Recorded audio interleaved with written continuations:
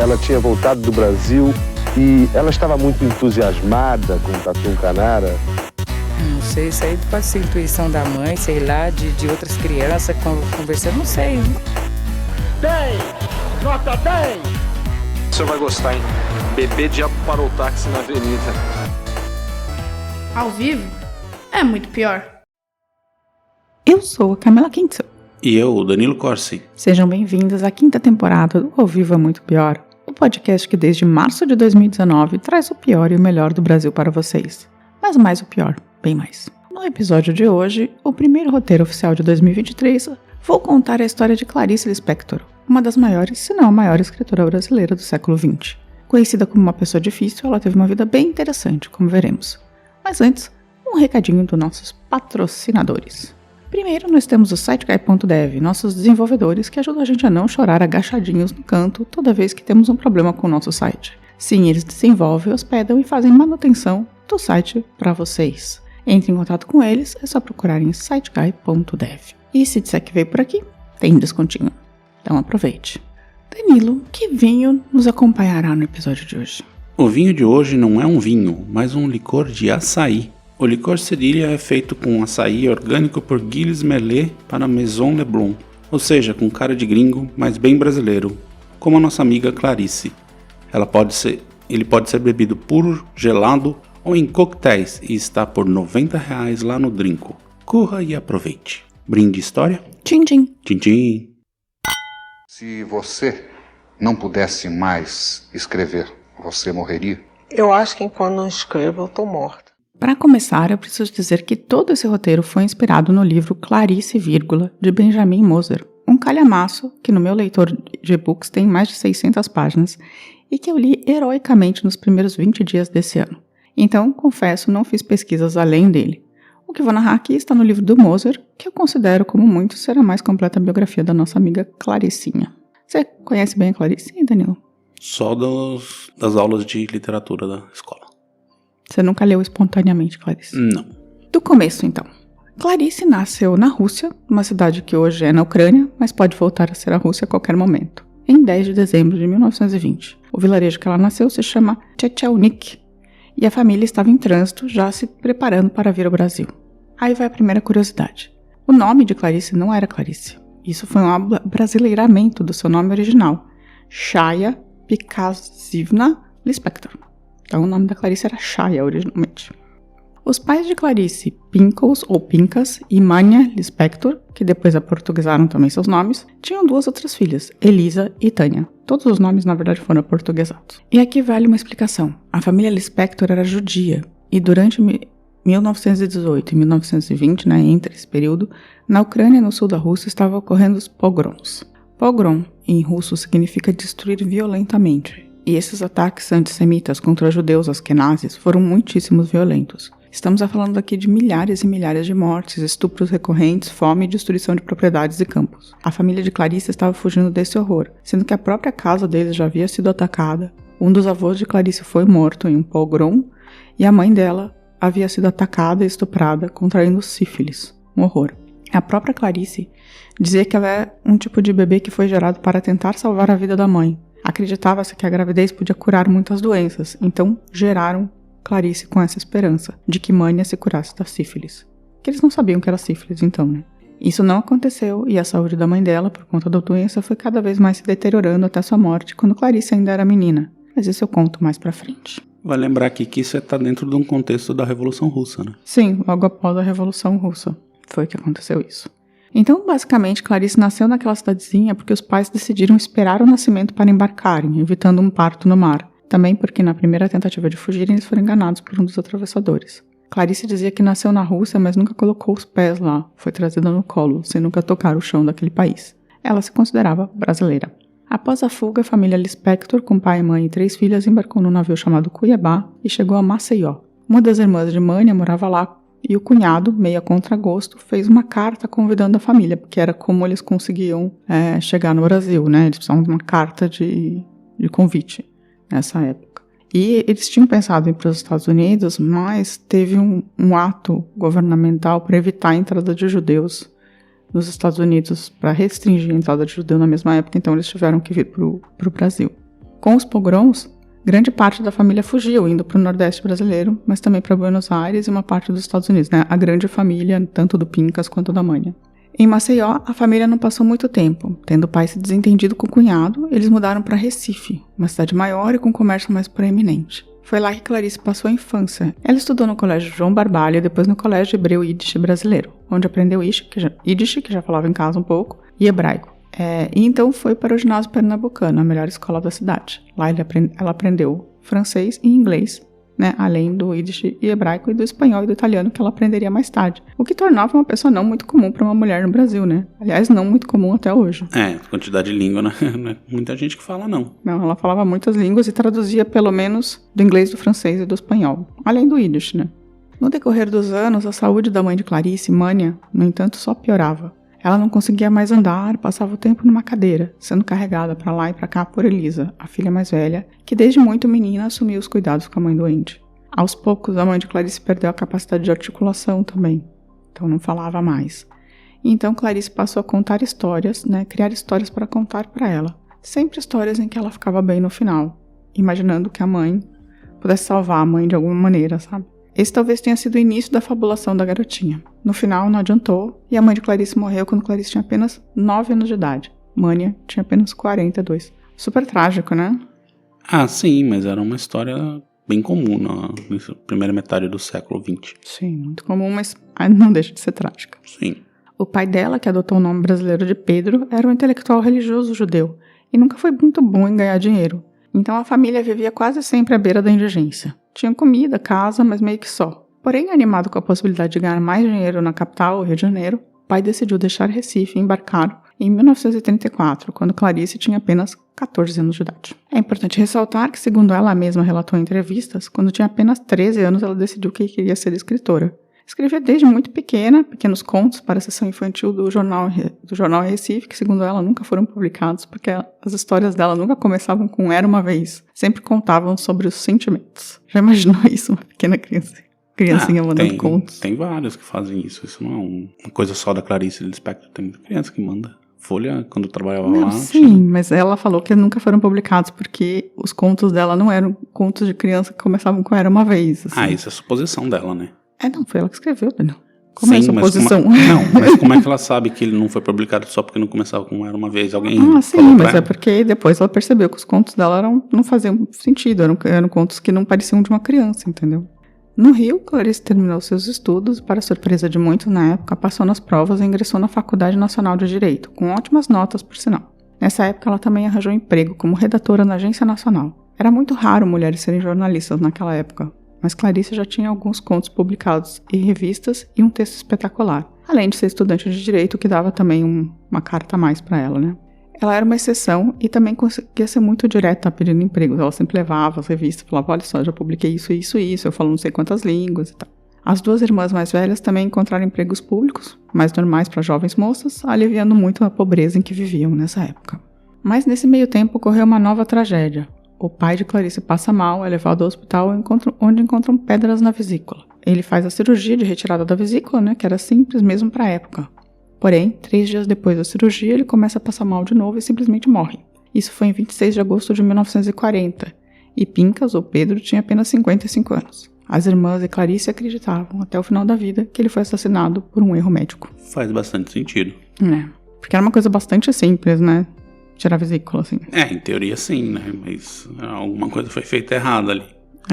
Mas voltando, Clarice estava trabalhando como jornalista e conhece nessa época Lúcio Cardoso. Grande Lúcio Cardoso. Seu primeiro amor. Preciso fazer um episódio sobre ele. Talvez um dos maiores escritores brasileiros desconhecidos do grande público. Sim, eles eram grandes amigos, eles se davam absurdamente bem, pensavam muito igual e teriam até se casado se não fosse um fato. Lúcio era gay. Não só gay, como muito gay. E uma gay pegadora ainda, assim, sabe? De pegar um monte de gente. Ele foi talvez o grande amor não correspondido de uma mulher que era considerada uma das mais bonitas do Rio de Janeiro. Todo mundo queria Clarice, ela queria o Lúcio, que queria um monte de rapazes. Então, essa é a história. Cansada de esperar por Lúcio, Clarice começa um relacionamento com o amigo Mauri Gurgel Valente. Ele se tornaria diplomata e eles decidiram se casar. A questão é que um diplomata brasileiro, na época, não podia casar com uma estrangeira, o que Clarice era. E ela não podia pedir a cidadania antes dos 21 anos de idade. o que dava em 41, 42, já que ela tinha nascido em dezembro, né?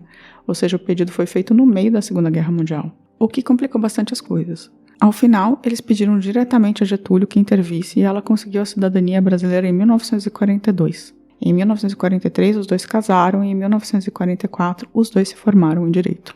O marido dela era influente, né? Conseguiu que o Getúlio interviesse. Uhum. Ele é do grupo, né? Da galera com grana. Nessa mesma época, em 1944, seria lançado seu primeiro livro, Perto do Coração Selvagem, nome dado por Lúcio Cardoso e inspirado por Joyce, que também foi e o Lúcio foi uma das primeiras pessoas a ler o original. O livro foi recebido com espanto e entusiasmo pela crítica. Ninguém acreditava que com apenas 24 anos aquela mulher estava criando praticamente um novo gênero de romance na literatura brasileira. O fluxo de consciência íntimo, romance puramente psicológico, que era novo de tudo o que havia por ali até então. Tive de ler. Era a leitura obrigatória. Perto do Coração Selvagem. Esse livro, as pessoas já falaram que ela tinha se inspirado em Joyce, em Virginia Woolf e tal. E ela ficou muito brava porque ela não tinha lido, segundo ela, nenhum desses autores até ter escrito esse livro, porque ela era uma menina ainda, 24 anos, né? Possível, bem possível. E que ela tinha escrito por conta própria, assim. Mas depois ela foi ler esses autores, claro. Mas Clarice não tem muito tempo para aproveitar essa fama de crítica, assim. Primeiro, o marido, que já era diplomata, foi transferido para Belém, onde eles passaram um tempo. Depois ele foi designado para um posto em Nápoles, na Itália. A guerra tinha acabado apenas um mês antes. Em Nápoles, ela se oferece para trabalhar como voluntária, auxiliando as enfermeiras no hospital americano, para onde os feridos mais graves eram levados. Em Nápoles, também, ela adota seu primeiro cachorro, Dilermando, que foi seu primeiro amor pet. Dilermando, uma referência óbvia ao Dilermando do Euclides da Cunha, né? Aparentemente. Ela também conclui nessa fase seu segundo romance, O Lustre, que não teve nem de longe o mesmo reconhecimento do primeiro. Foi nessa época que teve o seu retrato pintado por Dick Rico, um pintor que havia se tornado um grande sucesso na época e foi arrebatado pela beleza de Clarice. Em 1946, ela é enviada para passar 2 meses no Rio. Foi enviada com o correio diplomático, basicamente. Assim, ela tinha que levar o correio diplomático. Mas foi nessa viagem que ela conheceu gente que ficaria na sua vida para sempre, como Bluma Shafir Weiner, a esposa do jornalista Samuel Weiner, Rubem Braga, Fernando Sabino, Otto Lara Rezende, Hélio Pellegrino e Paulo Mendes Campos, com quem Clarice teria seu último romance, após a separação de Mauri. Ainda em 1946, eles se mudam para Berna, na Suíça, que Clarice odiou com todas as suas forças. Tipo, ela odiava a Suíça, ela achava tudo perfeitinho, sabe? Muito frio, mas muito arrumadinho e tal. Por conta de uns equívocos de comunicação, ela deixou o cachorro de Lermando para trás, o que a perseguiu como culpa por muito tempo. Pô, que vacilo. É que tinham falado pra ela que ela não podia levar o cachorro que os hotéis na Suíça não aceitavam cachorros. E aí ela ficou nesse meio de caminho, mas eles aceitavam, entendeu? E aí ela acabou tendo que dar o cachorro. Esse período de Berna, inclusive, não foi muito produtivo para Clarice em termos literários. Mas 2 anos depois, em 1948, nascia lá seu primeiro filho, Pedro. Pedro Gurgel Valente seria mais tarde diagnosticado com esquizofrenia, causando enorme sofrimento a Clarice. Em 1949, ela publica A Cidade Sitiada, que também não é recebido pela crítica, mais uma vez. A família então se muda para Washington e nasce o segundo filho do casal, Paulo, em 1953. Mas Clarice se ressente de não estar conseguindo produzir direito, de não querer mais ficar longe do Brasil. Em 1959, com 15 anos de casamento, ela pega os filhos e deixa Mauri, que ainda tentaria por 7 anos uma reconciliação antes de se casar de novo. De volta ao Brasil, ela aluga um apartamento no Leme e começa a assinar colunas em jornais sob pseudônimos, a fim de ganhar uma grana a mais. Ela escreve como ghostwriter de Ilka Soares, atriz e modelo, e também uma coluna feminina como Ellen Palmer. Essa coluna feminina ela era patrocinada pela Ponds. Lembra do creme Ponds, Dani? Creme Ponds, grande clássico. Ela publica em 1960 Laços de Família, que é considerado um dos seus grandes livros de contos, e também em 1961 A Maçã no Escuro. Clarice se acomoda no Rio de Janeiro, não quer mais sair dali. Ao mesmo tempo, por mais que sua produção tenha voltado, ela se torna cada vez mais conhecida, ela também vai se tornando cada vez mais alheia às pessoas, se comportando de modo excêntrico muitas vezes. O último romance foi com Paulo Mendes Campos. Em 1962, os dois se apaixonaram perdidamente, mas Paulo era casado com uma inglesa que ameaçou voltar a Londres com os 2 filhos do casal se ele não largasse Clarice. Ele se separou de Clarice, mas segundo uma amiga, ela continuou amando Paulo até o final da sua vida. Clarice, além de não ser nada fácil de convívio, era viciada em pílulas para dormir e fumava um cigarro atrás do outro. Com o tempo, esses 2 hábitos começaram a cobrar seu preço na beleza de Clarice, algo que faria ela se ressentir demais. sempre foi conhecida por ser a mais bela, e essa perda de beleza, junto com o conhecimento público muito agressivo, né, todo mundo a conhecia na rua, fazia com que ela se tornasse ainda mais arredia, saindo menos e tal.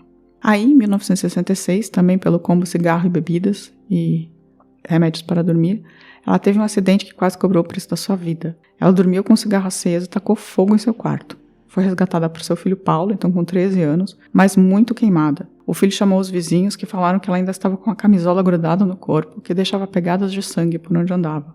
Nesse incêndio, ela queimou demais a mão direita, precisou ficar 3 meses internada, e de enxertos e mais cirurgias. Quase teve a mão amputada. Também queimou muito as pernas. Isso a afetou ainda mais. Agora tinha uma mão horrível, parecia uma garra com a qual não conseguia mais escrever com caneta, né? Ela passou a datilografar seus livros ou a ditá-los para assistentes. Olha, isso aí eu não sabia não. Mas entre 1964 e 1977, ano de sua morte, também teve um boom de produção, com alguns dos seus melhores livros, como o icônico e talvez o melhor livro dela, A Paixão Segundo GH, Felicidade Clandestina, O Ovo e a Galinha e seu último, A Hora da Estrela, que caiu no nosso vestibular, Danilo. Verdade, né? Foi A Hora da Estrela. Mas todo ano eles revezam entre o Perto do Coração Selvagem e A Hora da Estrela. Deviam colocar A Paixão Segundo GH, que também é bem boa. Talvez tenham colocado, não, confesso que eu não acompanhei, mas a lista é obrigatória. Nos últimos 15 anos de sua vida, um pouco por ter perdido suas colunas de jornal, que dava uma boa grana, né? Clarice também intensificou sua atividade como tradutora, que lhe rendia uma graninha a mais. Ela traduziu mais de 30 livros durante a vida, a maioria nesses últimos anos. Mas ela traduziu, tipo, Poe, Agatha Christie e tal. E muitos dizem que ela era, tipo, uma tradutora. Como ela tinha uma mão, assim, ela era uma tradutora meio chata. Ela ficava, tipo, decidindo o que queria traduzir, sabe? Mas aí, tipo, saía com tradução de Clarice Lispector e as pessoas compravam mais. Fazia toda a diferença, né? Mas ela não ganhava muito dinheiro e algumas pessoas falavam. Desde quando o tradutor ganha dinheiro? E algumas pessoas falavam que ela traduzia livro, tipo, não se esmerava muito, sabe? Tipo, ela só traduzia, assim, não era, tipo, um super cuidadoso, assim. Em 1977, Clarice começou a se sentir cada vez pior, tendo sua saúde se deteriorado a olhos vistos, até ser hospitalizada.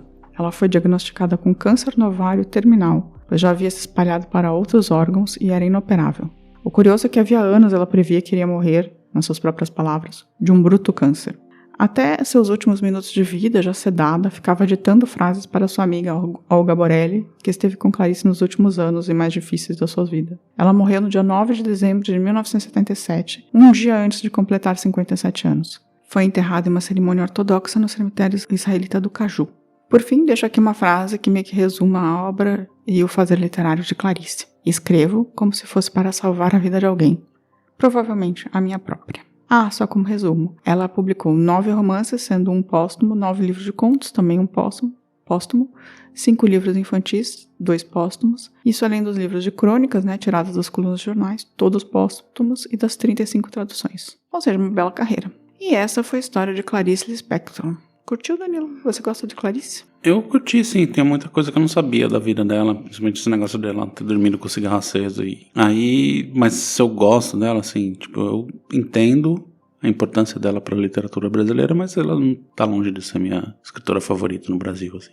E eu gosto muito dos livros da Clarice Lispector. Particularmente os contos, assim, curto muito os contos dela. E A Paixão Segundo GH é maravilhosa também. A Hora da Estrela também é muito boa. Não, são bons livros, eu não tô dizendo que são ruins, mas assim, nunca me deu um grande clique. E uma coisa que eu preciso dizer, que eu não disse no começo, que eu devia dizer, quem pediu esse episódio há 1000 anos foi o Giancarlo. O Giancarlo, é verdade. E também o Ricardo Mas teve mais gente, Muita gente pediu Clarice, mas ele foi o primeiro 1000 anos atrás. Eu gosto de Clarice. Eu acho que eu já gostei mais, mas eu gosto de Clarice ainda. E eu preciso reler. Faz muito tempo que eu não leio, tipo... Muito tempo, mais de 15 anos que eu não leio nada dela. Mas ela devia ser uma pessoa bem difícil, pelo que você fala. Nossa, a galera falava que ela ia É que eu não fiquei contando essas anedotas, tipo, que tem um... Eu não fiquei contando essas anedotas, porque tinha 1 milhão de anedotas no livro, né? Mas, tipo, ela era convidada pra um jantar, aí chegava lá, aí via que tinha muita gente embora, sabe? Ou tomava remédio e dormia no meio do almoço, sabe? Umas paradas assim. Tipo, ela era muito difícil mesmo. E ela tinha um sotacão, assim, meio russo, que eles acham que veio do jeito de falar dos pais dela, assim, sabe? E aí ela teve um fonoaudiólogo que ensinou ela a falar o R brasileiro, ela aprendeu, mas tempos depois ela largou mão, falou, não, que ela falava assim, que era a marca registrada dela mesmo.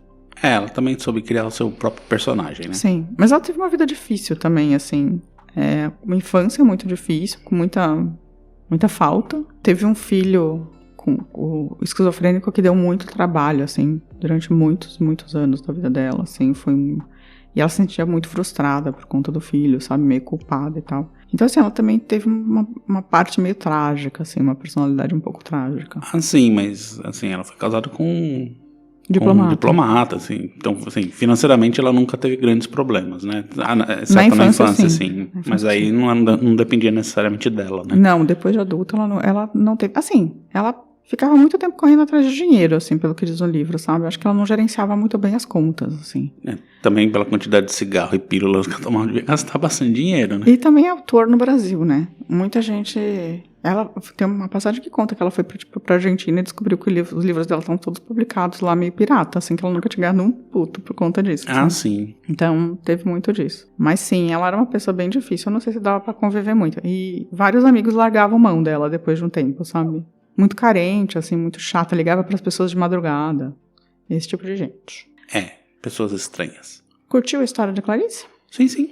Então vamos dar uma pausa e voltar pros recadinhos? Bora lá. Às vezes o fato de me considerarem escritora me isola. Por qual razão? Me põe um rótulo. E você acredita que as pessoas olhem para você através desse rótulo? Às vezes através desse rótulo. Tudo que eu digo é a maior bobagem, então é considerada como uma coisa linda ou uma coisa boba, tudo na base de ser escritora.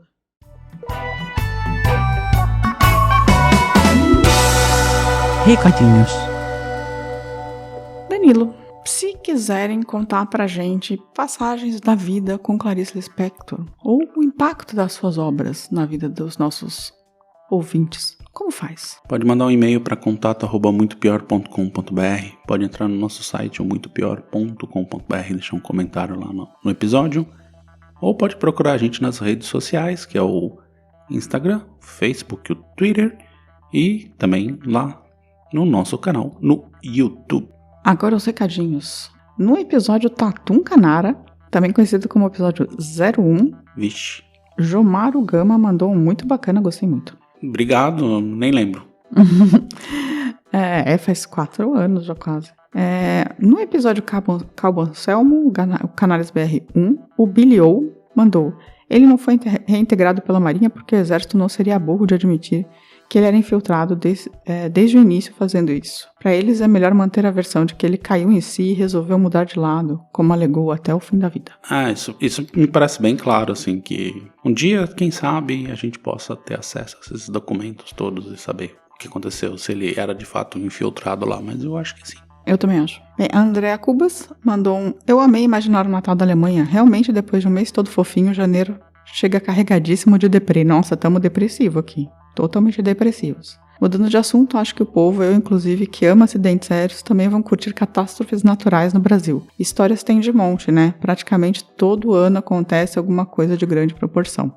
Beijão. Fato. Então, coloca aí na pauta tragédias. A Michele Souza Magalhães mandou um: que lindos, obrigado por lembrar de mim, estou sempre pertinho. Muito obrigado. Mas peraí, porque a sua irmã, Michele Magalhães, falou que o seu aniversário é dia 27. Olha só, parabéns. Então a gente tá aqui pra dar parabéns pra você. Parabéns, Michele. Olha, vamos dar o parabéns, na verdade, cantado pela nossa querida presidenta. Tá bom. Todo mundo no Contagem com ela, tá? Vamos cantar parabéns para você, em cada um na sua língua. Will you join me, each one singing happy birthday in his own respective language, shall we? Então, happy birthday to you, happy birthday to you, happy birthday, happy birthday to you. E vai, aquarianas, parabéns, aquarianas. Então, um beijo também para a futura diva que mandou esse recadinho para sua irmã. O Marco Alberto, no acidente de trens em Itaquera, mandou: muita mentira nesses relatos, não tinha como 10 carros conforme foi mencionado. Prove. Não sei também, eu tô aqui, tô inocente, ele falou que você mentiu. Não, na verdade, assim, esse negócio do acidente de trem de Itaquera é um dos que talvez acho que eu tenha tido mais dificuldade de achar história sobre. Não tem nada muito detalhado. Então pode ser que tenha, pode ser que não tenha, eu acredito que tinha, porque assim, trens naquela época eram quase, sei lá, como dizer, gigantes. Uhum. O Marcionato mandou uma mensagem no direct do Instagram falando que ouve a gente quase diariamente. Eu achei absurdo isso. Poxa. No episódio do Genildo, ele não sabe se bugou o app, mas no meio do episódio recomeçou. Eu acho que bugou o app porque nunca ninguém reclamou desse episódio, então... não sei dizer. Então... Preciso ver que número que é pra procurar lá. E aí ele falou que já escuta a gente há um bom tempo, que ele tem podcasts também, mas ele não tá tendo pra atualizar. Conversas e Provas e o Na Trilha do Terror. E o Na Trilha do Terror ele ainda mantém atualizado. Olá, pessoal. Então, olá, gente. E ele descobriu a gente no Castbox. Então, ouçam Na Trilha do Terror do Marcionato.